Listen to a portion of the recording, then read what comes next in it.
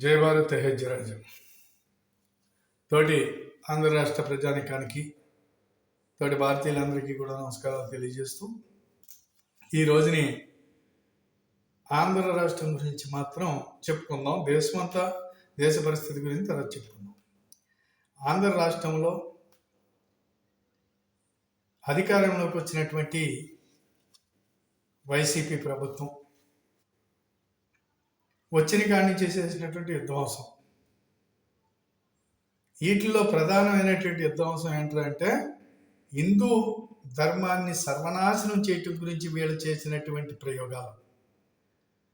దాని మీద మనం ఈ రోజుని మనమేం చెయ్యాలి ఇప్పుడు అనే దాని గురించి మనం మాట్లాడుకోవటం గురించి మీ అందరూ ఒక ఆలోచన చేస్తారనే ఉద్దేశంతో నేను ఈ వీడియో చేస్తున్నాను. ఎందుకు ఏంటి అనేది ఒకసారి మనం ఆలోచిస్తే, ఇప్పుడు రామతీర్థంలో వీళ్ళు చేసిన విధ్వంసం, రామతీర్థంలోకి వచ్చేటప్పుడు రామతీర్థంలో శ్రీరాముడి యొక్క తల నరికేశారు. అది ఏమిటి అని చెప్పేసి అది ఎందుకు అలా జరిగిందనే దాని గురించి దాని మీద మనం చాలామంది హిందూ సంస్థలు, భారతీయ జనతా పార్టీ కార్యకర్తలు ధర్నాలు గొడవలు చేసినప్పటికైనా వాళ్ళు దాని మీద కేసులు పెట్టి విచారణ చేసి దానికి సంబంధించినటువంటి వాళ్ళని, ఆ తప్పు చేసినటువంటి వాళ్ళని పట్టుకోలేదు. వాళ్ళకి ఏ శిక్ష వేయలేదు. పట్టుకోలేదు, శిక్ష ఏమేస్తారు? వాళ్ళు ఎవరో వాళ్ళకి తెలుసు ఈ ప్రభుత్వానికి. అలాగే అంతర్వీధిలో రథం తగలమెట్టేసి, ఆ రథం తగలడిపోతే దానికి ఉన్నటువంటి అక్కడ చేసిన హిందూ సంఘాల గొడవలకి ఆ హిందూ సంఘాలు ఎంత మొత్తుకున్నా ఆ యొక్క రథం తగలబెట్టినటువంటి వాళ్ళని కూడా వీళ్ళు పట్టించుకోలేదు. అలా ఎవరో ఇప్పుడు వరకు ఏమీ లేదు. ఇకపోతే దుర్గామాత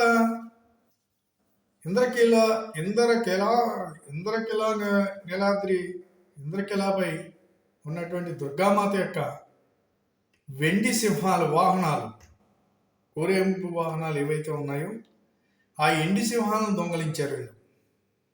దాని గురించి చవాకులు మాట్లాడారు. కానీ ఎల్లంపల్లి శ్రీనివాసు దేవాదాయ మినిస్టర్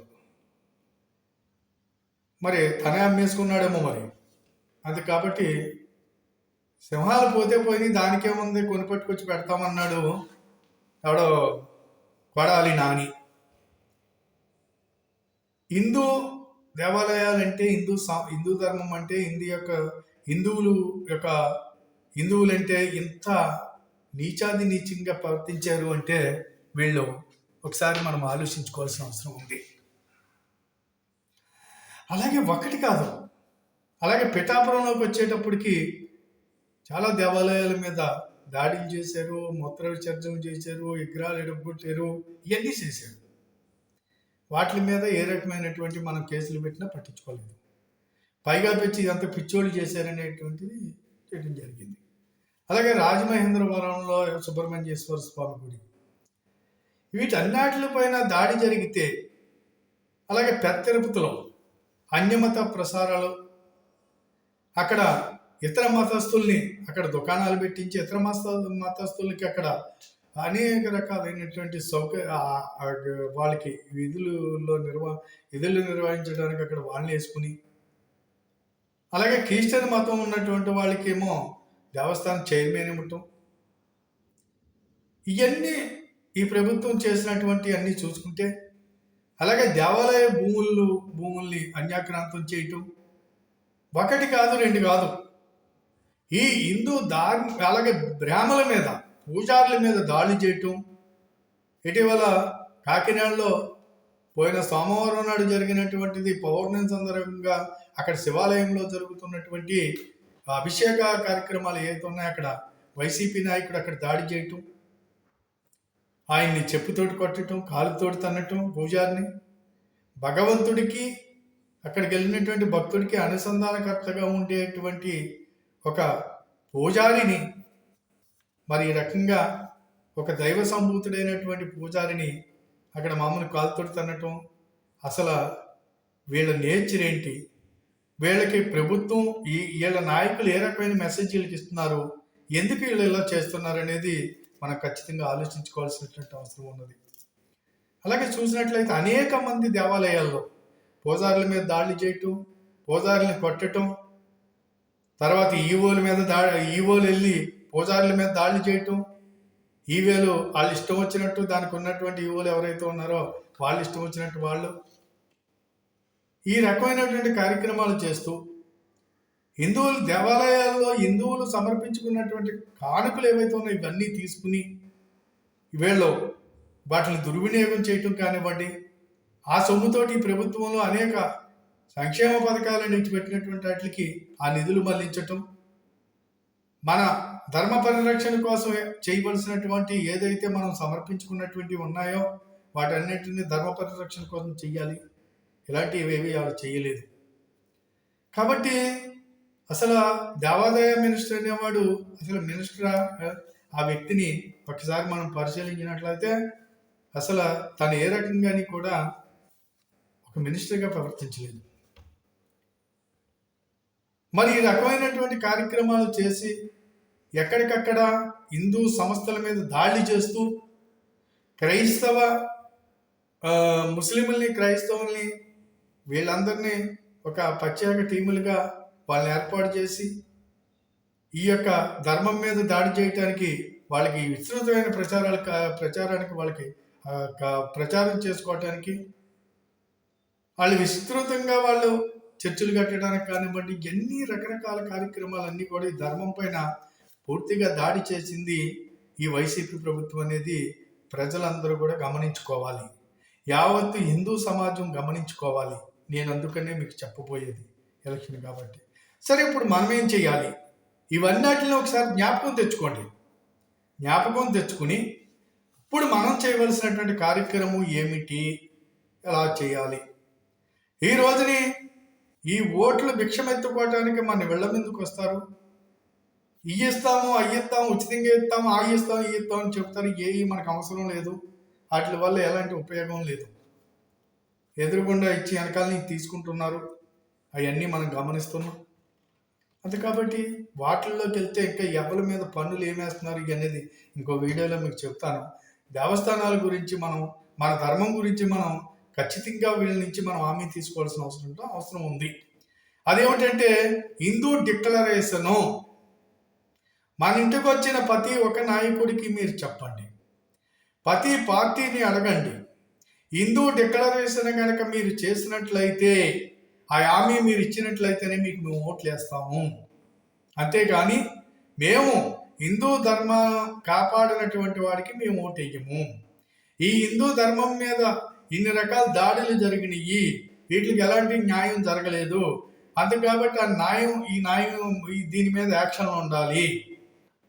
హిందూ దేవాలయాలకు సంబంధించినటువంటి ఏ యొక్క సంపదని కూడా, ఏ యొక్క భూములు కూడా, వాటికి ఉన్నటువంటి ఏ ఆదాయాల మీద ప్రభుత్వ పెత్తనం ఉండకూడదు. హిందూ పరిరక్షణ సమితిలు ఏవైతే ఉంటాయో, హిందూ ధార్మిక సంస్థలు మాత్రమే ఈ దేవాలయాల మీద అధికారం ఉండాలి. అంతే కాబట్టి ఆ రకంగా హిందూ డిక్లరేషన్ ఎవరైతే ఆమోదిస్తానంటారో ఆ రకమైనటువంటిది వాళ్ళు చేస్తానంటే మాత్రమే హిందూ డిక్లరేషన్కి మద్దతు ఇచ్చి చేస్తామని హామీ ఇచ్చిన వాళ్ళకి మాత్రమే ఓట్లు వేయమని చెప్పి ఈ సందర్భంగా వాళ్ళని నిలదీసి వాళ్ళ దగ్గర హామీ తీసుకుని ఓట్లు వేయమని చెప్పేసి దీని మీద యావత్తు హిందూ సమాజం కూడా దృష్టి పెడుతుంది. ఇప్పటి వరకు జరిగినటువంటి అన్ని కూడా మనం చూస్తున్నాం, కానీ వీటి మీద మనకి శ్రద్ధ లేదనేది ఇక్కడ తెలుస్తుంది. ఎందుచేతంటే మన ఊళ్ళో గుడి కట్టుకుంటాం కదండి, ఎన్ని లక్షల రూపాయలు, కోట్ల రూపాయలు పెట్టి ప్రతి చిన్నవాడు కూడా డబ్బిచ్చి ఆ దేవాలయం కట్టడానికి ఎంతో ప్రోత్సహిస్తారు. దేవాలయం కట్టుకుంటాం కదా. దేవాలయం కట్టిన తర్వాత ఆ దేవాలయాన్ని దేవుణ్ణి పెట్టి అందులో మనకు దైవంగా మనం పూజించుకునేటువంటి దేవీ దేవతల్ని వీళ్ళందరూ వచ్చి దాని మీద దాడి చేస్తే దాన్ని కాపాడుకోలేనటువంటి స్థితి మన దగ్గర ఉన్నప్పుడు గుళ్ళు ఎంత కట్టుకోవటం? మానేద్దాం మనం గుళ్ళు కట్టుకోవటం. మరి అలాంటప్పుడు గుళ్ళు కట్టకండి. ఖచ్చితంగా మనం ఒక ఇల్లు నిర్మాణం చేసుకున్నప్పుడు ఆ ఇంట్లో మనం కాపురం చేయాలంటే ఆ ఇంటి మీదకి ఎవడన్నా దాడి పక్కింటోడు వచ్చి ఆ ఇంట్లో ప్రవేశిస్తాడంటే ఊరుకుంటామా? అంతే కాబట్టి మన ఊరిలో మనం చేసుకున్నటువంటి మన దేవీ దేవతలు మనం పూజిస్తున్నటువంటి వాటి మీద వీళ్ళు అవాకులు చవాకులు మాట్లాడేటువంటి సమాజం మాట్లాడే వాళ్ళు ఎవరైనా ఉంటుంటే ఆ యొక్క దేవాలయాల మీద దాడి చేయాలని చూసినప్పటికైనా వాళ్ళని కాళ్ళు చేతులు తీసేయాలి. అలాగే హిందూ సమాజం తయారవ్వాలి. మనల్ని మనం కాపాడుకోలేనప్పుడు మనకు గుళ్ళు ఎందుకు, బళ్ళు ఎందుకు? అంతే కాబట్టి ఇప్పుడు కులమాన్ని మర్చిపోండి, కుటుంబాలని మర్చిపోండి. నా ధర్మం హిందూ ధర్మం, నా ధర్మం హిందూ ధర్మం, నేను నా ధర్మానికి అన్యాయం జరిగితే సహించను అని చెప్పేసి నా ధర్మాన్ని నేను కాపాడుకుంటూ గురించి నాకు కావలసింది భారతీయుడిగా జీవించటానికి. నాకు ఈ కులంతో పని లేదు, ఈ కుటుంబంతో పని లేదు, ఈ వ్యక్తితోటి పని లేదు. నాకు కావాలి నా ధర్మంతో పని ఉంది, నా దైవంతో పని ఉంది అని చెప్పి అందరూ కూడా చైతన్యం అవ్వాల్సినటువంటి అవసరం ఉన్నదని ఈ సందర్భంగా అందరినీ కోరుతున్నాను. దయచేసి ఈ అవకాశాన్ని పోగొట్టుకోకుండా ఈ యొక్క టైంలో ఈ యొక్క అవకాశాలతో ఈ నాయకుల యొక్క మెడలు వంచటానికి అందరూ కూడా ఆలోచించి మెడలు వంచే ప్రయత్నం చేస్తారని చెప్పి సందర్భంగా అందరూ చైతన్యం కావాలని కోరుతూ మరి సెలవు తీసుకుంటున్నాను. ఈ వీడియోని 10 మందికి షేర్ చేయండి, దయచేసి సబ్స్క్రైబ్ చేయండి. ఇలాంటి వీడియోలు మీరు నోటిఫికేషన్ చేసుకున్నట్లయితే అనేక రకమైన వీడియోలు వస్తాయి. అంతే కాబట్టి దయచేసి నేను చెప్పింది మనసు పెట్టి ఆలోచిస్తారని ఆశిస్తూ సెలవు తీసుకుంటున్నాను. జై భారత్, జై హింద్.